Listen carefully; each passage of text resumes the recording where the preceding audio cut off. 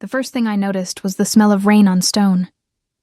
It clung to the walls of the Ashvale Manor, the way old memories cling to places they were never supposed to belong, quietly, stubbornly, without permission. The grand hall smelled of cedar and candle wax and something older underneath. Something that reminded me of forests at night, of shadows that moved with intention. I'd been standing near the east corridor for exactly 4 minutes, pretending to study the portrait of some long-dead nobleman with a stern jaw and empty eyes, when I felt it. The prickling at the back of my neck. The specific stomach-dropping certainty that someone was watching me. I turned slowly, the way you turn when you already know the answer and dread confirming it. And there he was across the hall. Daniel. My ex. Standing near the entrance arch with a glass of amber liquid in one hand and that particular smile on his face. The one that had once made me feel chosen and now made the floor feel unsteady beneath my heels. He had seen me. And he was already walking in my direction. I want to be honest about what happened in the next few seconds, because it wasn't brave. It wasn't calculated. It was pure instinct, the kind that bypasses logic entirely and operates somewhere deeper, somewhere animal. I turned away from him and walked, not ran, because running would have drawn attention, in the opposite direction, threading through clusters of formally dressed guests, past a server carrying a tray of champagne flutes, past a woman in emerald who laughed too loudly at something her companion said, past a stone pillar wrapped in ivy that someone had thought was elegant. I was not thinking clearly. What I was thinking was, not here, not in front of all these people, not tonight. Because tonight was supposed to be different. Tonight was the Ashvale Gathering, one of those events that existed in the city's social fabric as both myth and institution. An annual assembly hosted on the grounds of the old manor by a family whose name carried weight in ways I had never fully understood. My colleague Petra had invited me 3 weeks ago with the enthusiasm of someone handing over a winning lottery ticket. You have to come, Ellie. You have to. It's not the kind of thing you turn down. I had come because I was trying to rebuild something. Not confidence, exactly. That word felt too clean. I was trying to reconstruct the simple ability to be present in a room without cataloging every exit. 8 months had passed since Daniel and I ended. 8 months since I had moved into the small apartment on Ferris Street with the drafty windows and the neighbors who played folk music on Sunday mornings. 8 months of slow, unglamorous recovery that looked nothing like the montages in films. No triumphant haircut, no moment of clarity at a scenic overlook. Just mornings where I got up anyway, and evenings where I reminded myself that silence was not the same as loneliness. And then Daniel had apparently also been invited. The corridor I had turned into was quieter, lit by wall sconces that cast the kind of warm amber light that made everything look like a painting. My heels clicked against the stone floor, and I became acutely aware that I had no real destination, only direction. Away. The sounds of the gathering faded behind me, replaced by the soft settling sounds of an old building, and I made it perhaps 20 steps before I heard footsteps behind me. Measured, deliberate, closing the distance. Ellie. His voice, even at low volume, had always carried. I stopped. Not because I wanted to, because something in my body still responded to that tone. The pleasant, reasonable tone he used in public. The one that made you feel like any discomfort you expressed was a misunderstanding on your part. I had spent 2 years learning the architecture of that voice. The public version and the private version and all the rooms in between. I turned around. Daniel looked exactly the same. That was the particular cruelty of it. He looked completely, infuriatingly the same. Dark suit, dark hair, the easy posture of a man who had never spent significant time questioning whether he took up too much space. He stopped about 6 feet away, which was almost respectful, and tilted his head in that way that used to make me feel seen. I didn't know you'd be here, he said. I didn't know you would be either, I said. My voice was steadier than I expected. It's good to see you. He said it with genuine warmth, which was almost worse. You look... Daniel. I said his name the way you place a hand on a door to keep it from opening further. Please don't." Something shifted in his expression. Not anger. It was never straightforwardly anger with Daniel. It was something more layered, something that presented itself as hurt and functioned as pressure. He took a step forward. Just one. But the corridor was narrow and the walls were stone, and I was suddenly very aware that the sounds from the main hall were much further away than they had seemed. "I've been hoping we'd have a chance to talk," he said. "Properly, just the two of us." And that was when the door to my left opened. Not dramatically. It swung inward with the unhurried ease of something very large, moving in complete certainty of its right to move. And the man who stepped through it filled the doorframe in a way that made the doorframe look like it had been designed specifically for him. Tall, genuinely, uncomfortably tall. The kind of height that wasn't just physical measurement, but presence. Dark clothing, no jacket, sleeves pushed to the forearm. Hair dark, slightly unruly in a way that suggested it had given up arguing with him. And eyes, even in the amber corridor light I could see they were pale, an unusual gray-green that caught the light like still water. He looked at me first. Then he looked at Daniel. Then, with the complete unhurriedness of someone who had all the time in the world and had decided how to use it, he looked back at me. I don't know what possessed me. I genuinely do not know. Some part of me that had been operating on pure survival instinct for the last 4 minutes made a decision that my conscious mind had not approved. And before I had processed what I was doing, I had taken 3 steps sideways and slightly behind him, this enormous, unknown stranger, putting his shoulder between myself and Daniel. The stranger did not flinch. He did not turn to look at me with confusion or amusement or alarm. He simply settled, like he had expected it. Like the weight of me hovering just behind his left shoulder was something his body had already accounted for. And then, without turning his head more than a fraction, in a voice so low it barely displaced the air between us, he said 2 words that I felt more than heard. "You're safe now, little one." Daniel had gone very still. The quality of the silence in that corridor changed completely. The way silence changes when something with significant gravity enters a room and rearranges what is possible within it. I watched Daniel's easy posture recalibrate. Watched him look at this stranger and do the rapid, unconscious calculation that men like Daniel were very good at. Who is this? What does he represent? How does this change my position? Whatever answer he arrived at made the warmth in his expression go careful. I wasn't aware Ellie knew anyone from the Asheville inner circle, Daniel said. Pleasant. Perfectly pleasant. But I knew that voice. The man beside me, in front of me, really, between me and Daniel like something geological, said nothing for a moment. When he spoke, his voice was entirely level. "There are a great many things you're not aware of," he said. "That's not unusual." Daniel's jaw tightened. And in that moment, standing behind a stranger in a candlelit corridor of an old manor with rain beginning to tap against the high windows, I felt something I had not felt in 8 months. Like I could breathe. I learned his name 11 minutes later. Not from him. He was not the kind of man who offered information about himself the way most people do, casually, as social currency. I learned it from Petra, who found me near the east corridor with the expression of someone who had just witnessed a minor natural disaster and needed to process it out loud immediately. Ellie. She grabbed my arm just above the elbow, her grip surprisingly firm for someone holding a champagne flute in the other hand. "Ellie, please tell me you did not just hide behind Alaric Voss." I opened my mouth. "Because the entire room is talking about it," she continued, not waiting for my answer. "Well, not the entire room. The people who saw, which is maybe 12 people. But 12 people at an Asheville gathering is basically the entire room in terms of how fast things travel."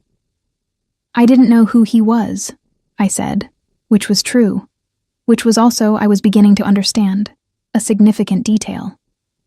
Petra stared at me, the way you stare at someone who has just told you they accidentally sat in the throne room and found the chair quite comfortable. "Ellie, he's the Lycan king." She said it the same way someone might say he's the prime minister, Or he's the one who owns the building we're standing in, with the particular reverence reserved for names that carry consequence. And the thing was, I had heard the term before. You couldn't exist in certain circles of this city, the older circles, the ones with history threaded through them like load-bearing walls, without hearing references to the Lycan packs and their structure, and the figure at the top of it. I had always filed it somewhere in the back of my mind, alongside other things I understood theoretically, but had never made contact with directly. He's real, I said. It wasn't a question exactly. More like a recalibration. Extraordinarily real, Petra said. And apparently now very interested in the fact that you used him as a human shield against your ex-boyfriend. He's not human, I said. Petra pointed at me. That's the detail you're focusing on. I looked back toward the main hall. Through the wide archway, I could see the gathering continuing. The clusters of conversation, the movement of servers, the low gold light catching crystal and silk, and the particular shine of old wood. And somewhere in that room, Alaric Voss, the Lycan king, who had stood between me and Daniel with the stillness of something carved from the landscape, and had told me, quietly, that I was safe. And somewhere in that same room, Daniel, who I would now have to navigate for the remainder of the evening. What happened with him? Petra asked, her voice dropping. She meant Daniel. We had talked about it before, in the careful way close friends talk about things that are still tender. She knew the outline, the shape of what those 2 years had cost me, but she was the kind of person who waited to be given more rather than reaching for it. He cornered me in the corridor, I said. He wanted to talk, privately. Petra's expression did something complicated. And Alaric Voss just appeared. He came through a side door. I paused. He didn't ask any questions. He just stood there. Between you and Daniel. Yes. She was quiet for a moment, looking at me with something that wasn't quite pity and wasn't quite awe, but lived somewhere in the neighborhood of both. Then she exhaled. Right, she said. Okay. Stay close to me for the rest of the night and I'll make sure. Miss Ashford. The voice came from just behind my left shoulder, and I turned to find a young man I didn't recognize, formally dressed, with the composed expression of someone whose job it was to deliver messages and reveal nothing about their contents. He had light brown eyes and stood very straight. I'm sorry to interrupt, he said, and he did sound genuinely apologetic. Mr. Voss would like to know if you'd be willing to join him briefly. He's in the North Library. Petra made a sound beside me that she converted, impressively quickly, into a cough. I looked at the young man. He knows my name? He asked. It was provided. He said it simply, without elaborating on who had provided it or how, and I had the distinct impression that this was a man who was very practiced at answering the question that was asked, and nothing adjacent to it. I thought about saying no. The rational part of my brain, the part that had spent the last 8 months reconstructing careful boundaries and sensible habits, offered a very reasonable case for declining. I did not know this man. The situation was already complicated. I had come to this gathering to exist quietly among people, and instead had apparently made myself memorable in the worst possible way and the best possible way simultaneously. But there was the other part. The part that still felt the particular quality of that corridor air when he had stepped into it. The part that had noted, with the precision of someone cataloging something important, that Daniel had gone careful in a way I had almost never seen him go careful. Tell him I'll be there in a few minutes, I said. The young man nodded and left. Petra turned to me slowly. North Library, she said. Yes. Ellie. I know. Do you, though? Petra. I smoothed the front of my dress, dark green, simple, chosen because I had wanted to feel unremarkable tonight, which had clearly been a doomed ambition. I'll be fine. She looked at me for a long moment, then pulled out her phone. I'm texting you in 20 minutes. If you don't respond, I'm coming to find you. Reasonable, I said.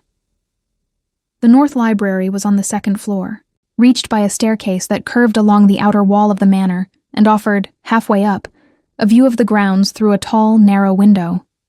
The rain had committed now, coming down in steady silver lines across the dark lawn, and the old oak trees along the garden wall moved with the particular slow dignity of things that had weathered many storms and fully expected to weather more. I paused at that window longer than was strictly necessary. Then I continued up. The library door was open. Not all the way, enough to suggest invitation without demanding entry, which I suspected was intentional. I pushed it gently and stepped inside. The room smelled of old books and wood smoke. A fire had been lit in the stone fireplace along the far wall. Not a large fire, just enough to take the chill off the room and throw warm, unsteady light across the shelves. The books were floor to ceiling on 3 walls, the kind of collection that had not been curated for appearance but had accumulated over generations out of genuine use. Spines of varying colors and ages, some with gilt lettering, some nearly bare, some leaning against their neighbors with the comfortable exhaustion of things that had been read many times. Alaric Voss was standing near the window that looked out over the rear garden, one hand resting on the sill, looking out at the rain. He had his back to the door when I entered, but he spoke before I had taken 3 steps. "Thank you for coming," he said. His voice in this room, without the acoustics of a stone corridor, was different. Deeper, somehow, or perhaps more present. Less like something moving through space, and more like something that existed in it. "You know my name," I said, because it seemed like the most useful place to start. He turned then, and in the firelight, his features were easier to read. Not soft. Nothing about him was soft, but more human than they had appeared in the corridor. There were lines at the corners of his eyes that suggested age and outdoor exposure, and possibly a great deal of unspoken thought. He was looking at me with an attention that was not intrusive, but was utterly complete. The way certain people look at things they are genuinely trying to understand rather than simply categorize. "Ellie Ashford," he said. "You work in archival preservation. You've been in the city 4 years. You came tonight with a colleague named Petra Vance." He paused. I asked, "Why?" He considered the question. "Because you came and stood behind me," he said, "and I wanted to know who I was protecting." The word landed quietly. Protecting. Not sheltering or helping or any of the softer alternatives that would have made the sentence easier to receive. Just that word, plain and direct, without apology. I crossed to one of the chairs near the fire and sat down, because standing felt like it required more composure than I currently possessed. He did not sit. He remained by the window, which I was beginning to understand might simply be how he occupied space, vertical, watchful, unhurried. "I didn't know who you were," I said. In the corridor. I want to be clear about that. I wasn't trying to use you for your..." I gestured vaguely. "Your significance." Something moved at the corner of his mouth, not quite a smile. The structural suggestion of one. "I know," he said. "How?" "People who use me for my significance don't look frightened," he said. "They look calculating. You looked frightened." I didn't answer that, because it was accurate, and I had no useful reframing to offer. I looked at the fire instead, at the way it moved against the stone of the hearth, and I thought about the last time I had felt genuinely frightened by Daniel. Not the low-grade anxiety that had become background noise by the end of those 2 years, but truly, acutely frightened. A specific evening, a specific tone of voice, the particular way a room could feel suddenly smaller without anyone moving. "The man in the corridor," Alaric said. His voice had not changed, but I had the impression he was choosing his words with care. "He was significant to you." "He was," I said. "Past tense." "Present tense," he said, gently but without concession. "He is significant because what happened between you is still happening in the way these things continue to happen after the formal ending. That's not weakness. That's simply how it works." I looked up at him. He was watching the fire now rather than me, his profile clean and still against the shifting light. There was something in the way he had said it. Not with the clinical distance of someone explaining a phenomenon they had observed in others, but with the faint, unmistakable weight of someone who was drawing on something they understood from the inside. "You sound like you know," I said. He was quiet for a moment. Then, "I've carried things longer than most people live," he said. "So yes, I know how long the after effects of something can outlast the thing itself." Outside, the rain intensified briefly, a gust driving it sideways against the window glass, the oak trees bending in the gardens below. The fire crackled and steadied. Somewhere far below us, the gathering continued, the low murmur of it reaching us as something felt rather than heard, a vibration in the old bones of the building. "Why did you send for me?" I asked. He turned from the window then and looked at me directly. "Because I wanted to make sure you were all right," he said, "and because the man in the corridor has not left the gathering. He's been asking questions about you since you separated." The warmth of the fire did not seem quite as warm, suddenly. "What kind of questions?" "Who brought you? Whether you came alone? What your connection is to the Ashvale family?" He said it without inflection, but his eyes were steady on mine. "He's not going to do anything here. There are too many people, and he understands that much. But he will try to speak to you again before the evening ends." I absorbed this. "And you're telling me because you should know," he said, simply. "And because I want to offer you a choice, if you'd like one." I waited. "You can remain near me for the rest of the evening," he said. "It will discourage him more effectively than anything else available to you tonight. It will also, I'll be honest, generate conversation among the guests. I can't prevent that." A pause. "Or you can leave early, and I'll have someone ensure you get to your car safely without crossing his path. That's the simpler option." Both options, laid out plainly, without pressure, without the architecture of expectation beneath them. Just, "Here are your choices, you decide." I didn't know what to make of him. I knew what the sensible choice was. Leave early, avoid the complication, go home to Ferris Street and the folk music neighbors and the drafty windows and the slow, unglamorous work of being fine. That was the sensible choice. I looked at the fire. I thought about the corridor. About the particular quality of the silence after he had said there are a great many things you're not aware of. About Daniel's expression recalibrating, going careful, going small in a way I had needed to see for 8 months, and hadn't known I needed until it happened. "The first option," I said. "If it's not an imposition." He looked at me for a moment, and this time the corner of his mouth did something more definitive. "It is not an imposition," he said. "Come, they'll be moving to the dining room soon. I'll introduce you to some people worth knowing." He said it with the ease of someone for whom this kind of thing cost nothing, as though rearranging the social architecture of an evening was simply a matter of deciding to. As though my presence beside him was not unusual but expected, as though the whole situation had a logic to it that I hadn't accessed yet, but would. I stood, smoothed my dress again, that small, useless gesture, and walked toward the door. He held it open.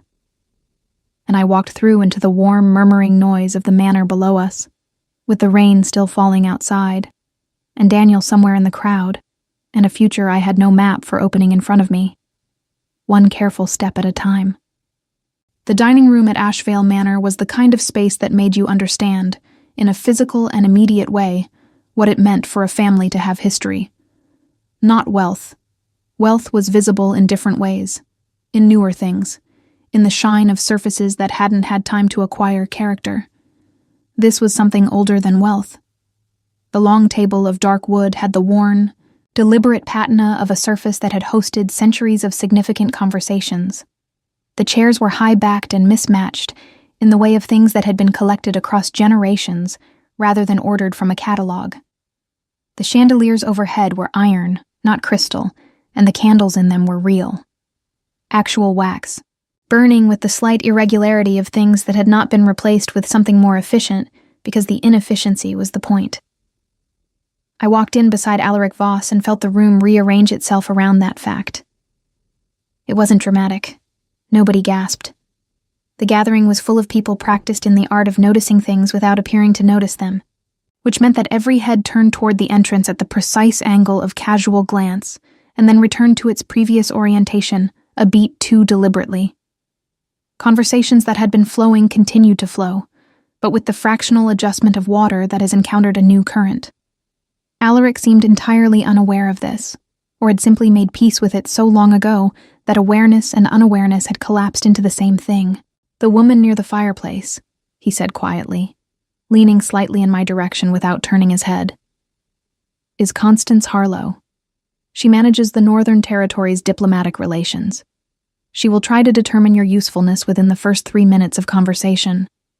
Answer her directly, and she'll respect you. Hedge, and she'll dismiss you."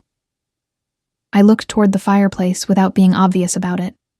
Constance Harlow was somewhere in her 60s, white-haired, with the upright posture of someone who had decided very early in life that the world would meet her at her level, or not at all. She was speaking to a younger man and doing so, even from across the room, with the air of someone correcting a navigational error. "And the man beside the east window?" I asked, because I had noticed him. Tall, olive-skinned, with an expression of focused boredom that suggested he found the gathering manageable but not stimulating. Alaric glanced over. Something in his posture shifted, almost imperceptibly. "Dorian Asheville, the family's eldest. He owns the manor, and he is..." A fractional pause. "Complicated." "Complicated how?" "In the way that men are complicated when they've inherited something enormous, and haven't yet decided whether they want it." He said it without judgment, but with the particular flatness of someone describing a situation they had watched for long enough to have moved past opinion into simple observation. We were shown to our seats, or rather, Alaric moved to a specific chair near the center of the table, with the certainty of someone who had sat there before and expected to sit there again, and I took the chair to his right, which a server had already pulled out with the anticipation of someone who had been informed, or had simply intuited, that this was where I would be. On my other side sat a man named Garrett, who introduced himself with the handshake of someone accustomed to making fast impressions, and the particular energy of someone who was genuinely, uncomplicatedly warm. He had a broad face and dark eyes, and the kind of laugh lines that suggested the laugh that made them had been real. "You're the one from the corridor," he said to me, not unkindly, once the first course had been served. A pale soup that smelled of leek and something slightly smoky. "Word travels," I said. "At these things, instantly." He didn't seem to find it remarkable. "Don't worry. The interpretation that's circulating is flattering to you." "What's the interpretation?" He smiled. "That you're someone worth Alaric's attention, which means you're someone worth everyone else's attention, which means half this table is trying to figure out who you are right now without asking you directly." He picked up his spoon. "I'm asking you directly because I find the other approach exhausting." I found myself relaxing, fractionally. "Ellie Ashford. Archival preservation."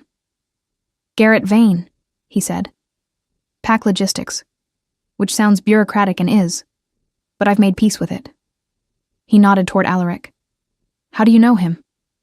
"I met him about 40 minutes ago," I said. Garrett set his spoon down, looked at me, looked at Alaric, who was engaged in quiet conversation with the person to his left, looked back at me. 40 minutes, he said. 40 minutes. He picked his spoon back up. He said, with the tone of someone filling that small sound with a significant amount of subtext. Across the table, I became aware of eyes on me that were less friendly than Garrett's. 2 seats down and opposite, a woman with dark hair pulled severely back and a mouth set in the expression of someone who has decided in advance that they will not be pleased. She was watching me with the particular attention of someone taking inventory. She hadn't introduced herself. She didn't seem to feel introduction was something she owed. I glanced at Garrett. He followed my gaze. "Sarah Voss," he said very quietly. "Alaric's cousin. She manages internal pack affairs." A pause. She has opinions about who belongs at this table. I understood. I had spent 2 years learning to read rooms, to identify the source of pressure before it arrived, to map the social architecture of a space before something in it collapsed on me. Sarah Voss was not subtle about what she thought, or rather, she was subtle in the way that people are subtle when they want you to know exactly what they think, but want plausible deniability about having communicated it. I met her gaze. I held it for 3 seconds, not aggressively, not submissively, just steadily, and then returned to my soup. Beside me, so quietly I almost missed it, Alaric said, "Good." I glanced at him. He was still facing forward. "You noticed," I said. "I always notice," he said, "but I wanted to see how you'd handle it." "You were watching." "I'm always watching." He said it without self-consciousness, as a simple statement of operational reality. Sarah challenges everyone who sits at this table for the first time. It's not personal. It felt somewhat personal. "It always does," he said. "That's what makes it effective."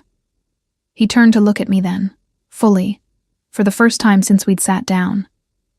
In the candlelight, his pale eyes were more gray than green, and there was something in them that was hard to name. Not warmth exactly, or not only warmth, but a kind of considered attention, as though I were something he was reading carefully. "She'll come around." "How long does that usually take?" "Depends on the person." "A beat." "You'll be faster than most." I wanted to ask what made him say that. I didn't. There was something about the way he spoke, economical, precise, never decorative, that made you want to receive the words he offered rather than push for more than he'd chosen to give. It was a quality I hadn't encountered often. Daniel had always over-explained, had filled silence with words the way some people fill spaces with furniture, relentlessly, until there was no room to move. Alaric left room. Dinner progressed. The soup was followed by something with dark bread and herbs, and then a main course that arrived with the ceremony of good food that didn't need to announce itself. Garrett kept conversation easy on my right, moving from pack logistics to a genuinely funny story about a territorial dispute that had been resolved through an accidental shared interest in competitive chess. And I found myself laughing. Actually laughing, not the social performance of it, in a way that surprised me with its completeness. Across the table, Dorian Ashfield had been watching this with the focused boredom expression replaced, gradually, by something more like interest. He caught me looking and raised his glass slightly. Not a toast, just an acknowledgement. I nodded back. "He likes you," Garrett said from my right, apparently tracking everything simultaneously. "He doesn't know me," I said. "No," Garrett agreed. "But he likes the shape of you. People who don't try to perform at this table are rare. Dorian notices them." It was the second time tonight someone had implied that I was distinguishing myself by failing to do something I hadn't realized I wasn't doing. I wasn't performing. I didn't have enough information to perform. I was simply here, present, navigating one moment and then the next one. Maybe that was enough. Maybe that had always been enough, and I had spent 2 years being persuaded otherwise. The thought arrived quietly, without drama, and I tucked it away. It was during the third course that Daniel appeared. Not at the table. He wasn't seated in the dining room, or if he had been, he had repositioned. He appeared in the doorway, speaking to someone near the entrance, and his eyes moved across the room with the practiced sweep of someone looking for something specific. They found me. I felt it before I saw it, the way you feel weather changing, a pressure shift, a cooling. My hands stilled on the table. The conversation around me continued. The candles continued. Everything continued except for the particular rhythm I had managed to establish over the last hour, which skipped. And then Alaric, without turning his head, without interrupting the conversation on his left, moved his hand from where it had rested near his water glass and placed it briefly on the table directly beside mine. Not touching. Just there. Present. A quiet signal, like a lighthouse beam. I know. I see. You're not alone in the room. I exhaled. Daniel's gaze moved on. He spoke a few more words to the person at the door, and then turned and left the dining room entrance, swallowed back into the manor's larger gathering spaces. The pressure lifted. I looked at Alaric's hand, still resting near mine on the white cloth. Then I looked at him. He was listening to the person on his left with complete attention, as though nothing had happened. But the hand remained where it was. Later, much later, when the dinner had concluded and the guests had dispersed back into the drawing rooms, and the rain had softened to something gentler against the windows, I found myself standing again near that East Corridor portrait, the one with the stern-jawed nobleman and the empty eyes. The gathering was winding down. Coats were appearing, cars were being called. Petra materialized beside me. She had the look of someone who had been exercising tremendous restraint for several hours and was very close to the end of it. "So," she said. "So," I said. "You sat next to him for 3 hours. The seating was arranged by Ellie." I stopped. She looked at me with the directness of someone who had known me long enough to dispense with the preamble. "Are you okay?" she asked. And she meant it in the specific way, the way that reached past the surface question into the real one beneath it. I thought about the corridor, the library, the dining room, Daniel's eyes finding me across the room and the hand that had appeared, quiet and steady, beside mine. "Yes," I said. And then, because it was Petra and honesty cost less with her than it did elsewhere. "I think so, actually." She searched my face. Then she nodded, once, with the satisfied expression of someone whose read on a situation has been confirmed. "Good," she said. Across the entrance hall, I saw Alaric speaking with Dorian Ashvale near the main doors. He glanced over once, just once, brief, across the distance of the room, and I had the clear and slightly unnerving sensation of being checked on. I raised my chin slightly, in the direction of that glance. He returned to his conversation. Outside, the rain had stopped entirely.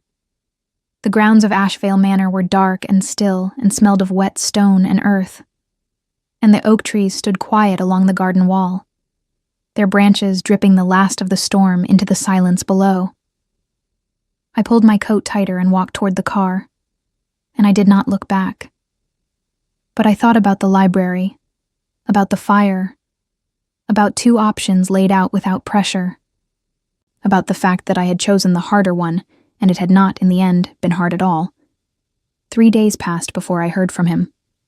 I had not expected to hear from him at all, which is what I told myself on the first morning after the Ashvale gathering, when I woke up in my apartment on Ferris Street, to the sound of my neighbor's folk music seeping through the wall, and the particular quality of light that comes through windows that need cleaning, diffuse, gentle, slightly apologetic. I made coffee and stood at the kitchen counter, and reviewed the previous evening with the methodical honesty I had learned to apply to things that confused me. The facts were these. I had hidden behind a stranger. The stranger had been, improbably, the Lycan king. He had invited me to the library, offered me choices without conditions, sat beside me at dinner, and placed his hand near mine on a white tablecloth, in a moment when I needed something steady. At the end of the evening, we had exchanged no contact information, no plans, no promises. He had returned to his conversation with Dorian Ashvale, and I had walked out into the rain-cleaned night and gone home. That was the complete and accurate record.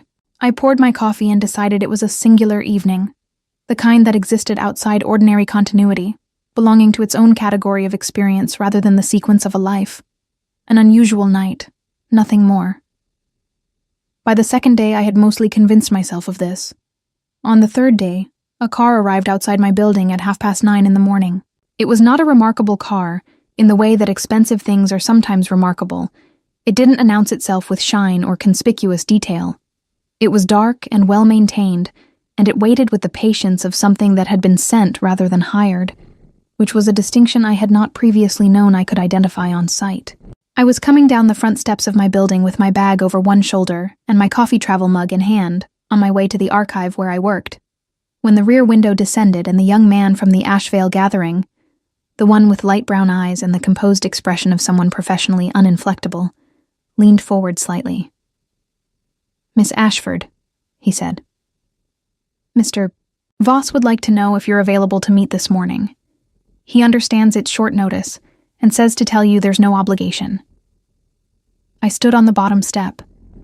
The morning was cool and bright, the kind of autumn morning that looked warmer than it was, the light very clean and direct on the street's old brick facades. A woman walked past with a dog. A cyclist rang a bell at an intersection. Ordinary city morning, proceeding without reference to the car idling at the curb or the fact that my heart had done something irregular at the mention of that name. "Where?" I asked. "He has a property about 20 minutes from here," the young man said. "It has grounds." He thought. A fractional pause, the tiniest personalization breaking through the professional surface.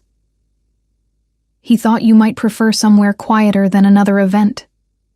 I thought about the archive, about the morning's work waiting for me, a collection of letters from the 1890s that needed cataloging, brittle paper in folders, the particular satisfaction of organizing what time had disordered. Quiet, careful work, the kind that asked nothing of me except attention. I thought about a library with firelight and 2 options laid out without pressure. "Give me a moment," I said. I sent a message to my colleague at the archive explaining a personal matter, which was vague enough to be true, and got into the car. The property was not what I had expected, which meant I had been constructing expectations without realizing it, and they had been wrong. I had imagined something imposing. Gates, formal architecture, the visual grammar of power made permanent in stone. What I found instead, when the car turned off a narrow road, through a stand of old beeches whose autumn canopy was the color of struck gold, was a house. Large, yes. Old, clearly. But a house in the way that certain buildings earn the word.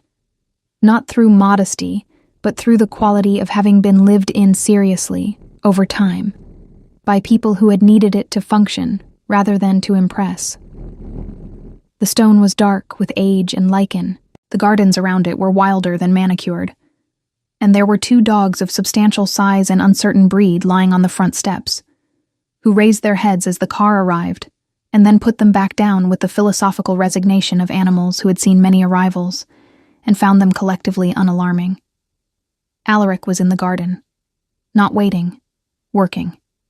He was at the far end of a long stone-walled section, doing something with the branches of an old apple tree that had grown past the shape someone had originally intended for it. And he didn't appear to have heard the car arrive, or if he had, the tree required finishing before acknowledgement was possible. He was in different clothes than I had seen him in. Dark trousers, a heavy shirt with the sleeves rolled up again, the same push-to-forearms habit as the corridor. And he moved with the kind of physical ease that comes from a body that has never been in conflict with itself. I walked toward him across the wet grass, the dogs having abandoned the steps to accompany me with the friendly indifference of animals, executing a function they found agreeable, and when I was about 10 feet away, he set down his tool and turned. "You came," he said. "You said no obligation," I said. "But you sent a car. Both things can be true," he said, and the corner of his mouth did that thing. "Come inside. There's tea." Inside was warm and smelled of wood and something cooking slowly somewhere in the back of the house. And he led me to a room that was not quite a kitchen and not quite a sitting room, but occupied the comfortable overlap of both. A large scrubbed table, a range against one wall emanating steady heat, shelves of mismatched things that had accumulated through use rather than decoration, windows looking out on the wild garden where the apple tree stood in the pale morning light. He made tea without ceremony, which was to say he made it practically and well, and set a mug in front of me and sat across the table with his own. And for a moment neither of us spoke, and it was not uncomfortable. It was the kind of silence that had furniture in it, that was occupied rather than empty. "I wanted to ask you something," he said. "All right." The man from the corridor. He wrapped both hands around his mug. Daniel, how long has it been? It wasn't quite a question, more the shape of one. 8 months since it ended, I said. 2 years before that. He nodded slowly. And he's still in your life in some form. He exists in the same city, I said. In some of the same circles, apparently. I didn't know he would be at the gathering. I hadn't seen him in quite a while. I paused. He's not a violent person. I want to be clear about that. He's not. It wasn't that kind of situation. It was more. I stopped. The words for what it had been were ones I had rehearsed many times, in different conversations, and they always arrived feeling both accurate and insufficient. Erosion was one of them. The slow removal of something rather than a single dramatic event. More gradual, Alaric said. I looked at him. Yes. He was quiet for a moment. Outside, one of the dogs had followed a scent to the garden wall and was investigating it with focused interest. The range ticked with heat. Those are harder in some ways, he said. The gradual things. Because there's no clear moment to point to. No single event that justifies the weight of what you carry afterward. People want a story with a clean cause, and you have to keep explaining that it was instead a direction, a slow current. I had never heard it described that way. I had tried to describe it that way to myself many times, and had never found the words he had just used, which were exactly right, which was disorienting in the specific way that being precisely understood can be disorienting when you have grown accustomed to being approximately understood at best. How do you know that? I asked. He looked out the window. The morning light was direct on his profile, the strong line of jaw, the slight disarray of dark hair, the age in the corners of his eyes that I had noted by firelight 3 nights ago.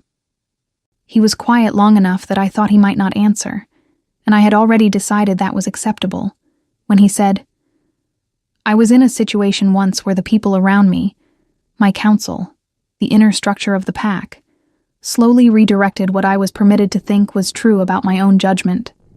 It took years. And because it was gradual, because each individual moment was justifiable on its own terms, I didn't have the clean story to point to either. A pause. By the time I understood what had happened, I had made decisions I wouldn't have made otherwise. Trusted people I wouldn't have trusted. Doubted things in myself I had no reason to doubt. The kitchen was very quiet. What changed it? I asked. Someone outside the situation told me what they saw, he said. He turned from the window and looked at me directly.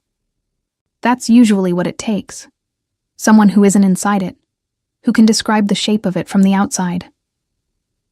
I thought about Petra. About the specific evening she had come to my apartment on Ferris Street with food she'd made herself and sat across from me at my kitchen table and said, Ellie, what you're describing is not what love does to people. Just that. Plainly, without drama, and how I had started to cry in a way I hadn't let myself cry yet, because something in the plainness of it had bypassed every defense I'd constructed. Yes, I said. That's what it takes. We sat with that for a moment. The tea had cooled slightly.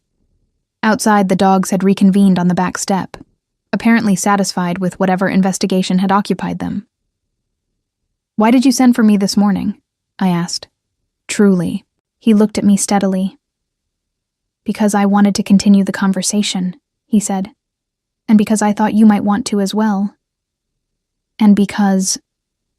A slight pause, almost imperceptible, the first hesitation I had heard from him. I have not sat across a table from someone in a long time, and felt that the silence between us was comfortable. I absorbed this. He said it without performance, without the decorative self-deprecation that people sometimes use to make vulnerability easier to receive. He said it the way he said everything, directly, without demanding a response, leaving the space entirely open. I looked at my tea, then at him. I'd like to see the rest of the garden, I said, if that's all right. Something in his expression settled. Not relief, exactly, but the resolution of a tension so slight I hadn't consciously registered it until it released. "The apple tree needs a second opinion," he said, and stood. And we went out into the bright, cold morning together, the dogs circling ahead of us through the wild grass, and the conversation that continued between us was easy in the way of things that have found their correct frequency, and I stayed until early afternoon without noticing the time pass. Which, I would later understand, was when things genuinely began. The weeks that followed were not a single story, but many small ones, threaded together. There was the Tuesday morning when Garrett appeared at the archive where I worked, apparently in the area on pack business, and apparently also curious, in his direct and uncomplicated way, about the woman who had made Alaric voluntarily attend a second social event within a calendar month. Something Garrett described, with complete seriousness, as unprecedented in recent memory. He sat on the edge of my desk and asked questions about archival preservation with genuine interest, and told me 3 more stories about territorial disputes, each funnier than the last, and left 2 hours later having successfully determined, I suspected, whatever he had come to determine. There was the afternoon Sarah Voss arrived at the same property with the wild garden, where I had by then spent several mornings, and found me at the kitchen table working through a folder of documents Alaric had asked my opinion on. Old pack agreements, the kind of historical record that sat directly in the intersection of my professional expertise and his administrative reality. Sarah stood in the kitchen doorway for a moment and looked at me with that taking inventory expression, and I looked back at her with the steadiness I had practiced in the dining room at Ashvale Manor. And then she crossed to the range, made herself tea without asking, and sat down across from me. "You're actually reading those," she said. "Not a question." "They're fascinating," I said. The language of the 1960s agreements is completely different from the 1940s ones. The shift in how territorial boundaries are described, it tracks directly with changes in how the packs understood their relationship to human legal structures. She looked at me for a long moment. Then she looked at the documents. Then she looked back at me with an expression that had shed about 40% of its previous frost. "The 1962 Northern Compact," she said carefully, "has a clause in the 3rd Annex that nobody has been able to correctly interpret for 30 years. I found the document. I read the clause. I told her what I thought it meant, based on the linguistic conventions of the period, and 2 similar clauses I had encountered in other collections." She was quiet for a moment. Then, "That's what I've always thought it meant," she said. Nobody believed me. It was not the beginning of a warm friendship, exactly. Sarah was not constructed for warmth in the uncomplicated sense. But it was the beginning of something. A mutual acknowledgement. A respect that had bypassed the social performance and landed directly on shared ground. She began sending me documents occasionally, through the young man with the composed expression whose name I had learned was Owen. I began sending her back annotations. It was not nothing. There was the evening 3 weeks in when Daniel called. I was in my apartment on Ferris Street, which still had drafty windows and neighbors with folk music, though I had stopped noticing these things as deficits and started experiencing them as simply the particular texture of where I lived. I looked at his name on the screen for 4 rings. Then I answered, because I had learned by now that the things you don't face don't diminish. They simply wait. "Ellie," he said. And there was the voice. The pleasant public version, the one that presented everything as reasonable. "I've been thinking about the gathering. I think we got off on the wrong foot." "Daniel," I said, "I don't think we got off on the wrong foot. I think you approached me in a narrow corridor when I had made it clear I needed space, and I responded by removing myself from the situation. That was the right foot." Silence on his end, the recalibration sound of it. "Who is he?" Daniel asked. Differently now. The pleasantness thinned. "That's not a conversation we're going to have," I said. "Ellie." "I want to be clear about something," I said, and my voice was steady in the way it had been steady in the corridor. The way that surprised me each time, because I had spent so long expecting it to shake. I'm not angry. I don't need anything from you. Not an apology, not an explanation. I just need you to understand that there's nothing here to return to. Not because of anyone else, because of me. Because I know what I want now, and it's not this conversation. Another silence. Longer this time. Okay, he said, quietly. Just that. Okay, I said. And I ended the call and sat in my kitchen for a moment with the folk music coming through the wall, and the particular autumn light on the floor, and something in my chest that was not triumph. Triumph would have been too loud for what it was. But something quieter and more permanent. The sensation of a door closing that had been left open too long. Finally, gently, on its own terms. I texted Alaric, I think I'm all right. His response came back within a minute. I know. Then, after a short pause, come for dinner tomorrow if you want. Garrett will be here. He's been asking about the 1962 compact. I smiled at my phone in my empty kitchen. Tell him I'll explain it once, but I'm not becoming the PAC's unofficial historical consultant. The response. Too late. Sarah's already told the council you exist. The thing about transformation is that it rarely arrives as a single moment. That was what I understood, finally, in the weeks and then months that followed.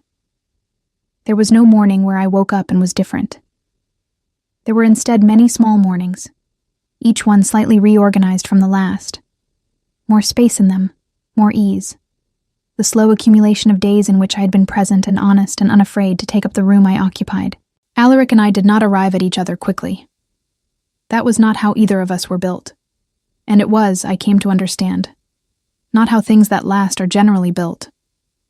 We arrived at each other the way the light arrived through the wild garden's apple tree in late November, gradually, through gaps, in pieces, until one afternoon I looked up from the table where we were both working in comfortable parallel silence and realized that the light had changed entirely without my having noticed the moment of change. He looked up at the same moment, found me already looking. What? He said. Nothing, I said. I was just thinking that this is... I searched for the word. Comfortable. He held my gaze. Yes, he said, simply. Is that strange? For you? He thought about it with the seriousness he applied to things that deserved it. It was, he said. For a long time, comfortable felt like something I had given up as a reasonable expectation. A pause. It's less strange now. That was all. We returned to our work.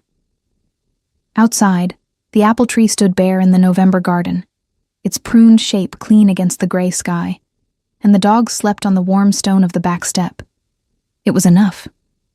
It was, in fact, more than enough.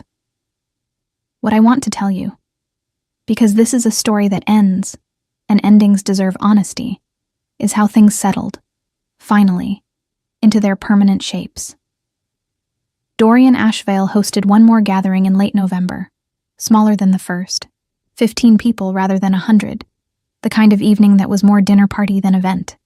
In a smaller room of the manor with a fireplace that actually provided adequate warmth and wine that was chosen rather than displayed. I went without anxiety. Not without awareness.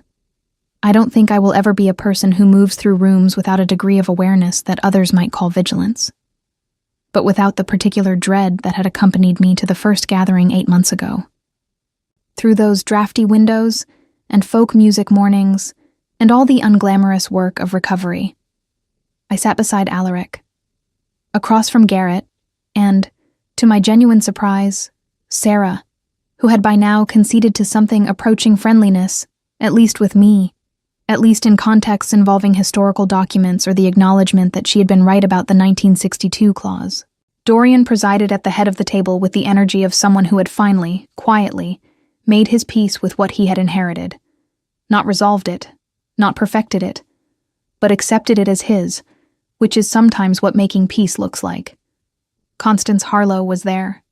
She had determined my usefulness within 3 minutes of our first real conversation, as Alaric had predicted, and had since sent me 2 professional referrals and an invitation to speak at a symposium on historical documentation, both of which I had accepted. Owen moved around the table with the same composed efficiency and had, in recent weeks, revealed a dry and unexpected sense of humor that he deployed so precisely it took you a moment to realize it had happened. The evening was warm, and the conversation was real, and the food was good. Daniel, I had heard through Petra, had moved to another city for a new position. She had mentioned it the way you mention things you don't know how to gauge. Carefully, watching for the reaction. My reaction was very small. A nod. Good for him. I hope it goes well. And I meant it, which was how I knew, finally, that the door had closed, not just on the outside, but all the way through. After dinner, when the guests had drifted to the drawing room and the evening had softened into the comfortable, unhurried hour that follows good food and honest company, Alaric and I stood in the doorway to the garden. The small rear garden off the manor's east wing. Not the formal grounds, but a quiet enclosed space with old stone walls and a pear tree, and the very last of the autumn's dead leaves moving slowly across the flagstones. The night was cold and clear. Stars, which the city usually obscured, were visible here at the manor's edge. Not dramatically, not the full canopy of somewhere truly rural, but enough. Present. "Are you happy?" he asked. It was such a direct question, so simply put, that it took me a moment to receive it without the defensive reflex of people who have learned to be careful with that word. I thought about it. The archive in the morning, the wild garden and the apple tree, the documents and the tea and the comfortable parallel silences. Petra texting me too much and meaning it entirely. Garrett's laugh lines and Sarah's grudging expertise and Owen's perfectly timed observations. The folk music through the wall that I had stopped resenting. The drafty windows that I had finally, 2 weeks ago, actually fixed. "Yes," I said. Not performed, just true. He was quiet beside me, looking at the dark garden. Then he said, "Good." And in that single word was everything he didn't say. All the parallel recognition. The long time of not expecting comfort. The gradual arrival of something worth arriving at. I had come to understand, over these months, the particular shape of his silences, what they contained, how to read the difference between the silence that was withholding and the silence that was simply full. This one was full. We stood there a while longer, the cold coming up from the stones and the stars where they were, until the warmth of the house behind us made itself felt, and someone inside, Garrett probably, said something that produced a burst of laughter, and we both turned back toward the light. I crossed the threshold first. He followed, and that was where it ended. Not with a dramatic declaration or a single transforming moment, but with the quiet, definitive truth of a life that had found its shape, and 2 people who had been, separately, carrying things too heavy to carry alone, and had set them down, together, and chosen to stay. The door to the garden closed behind us. The evening continued, warm and lit, full of the particular brightness of people who have found each other on the other side of hard things. And I did not look back through the glass. I was already home,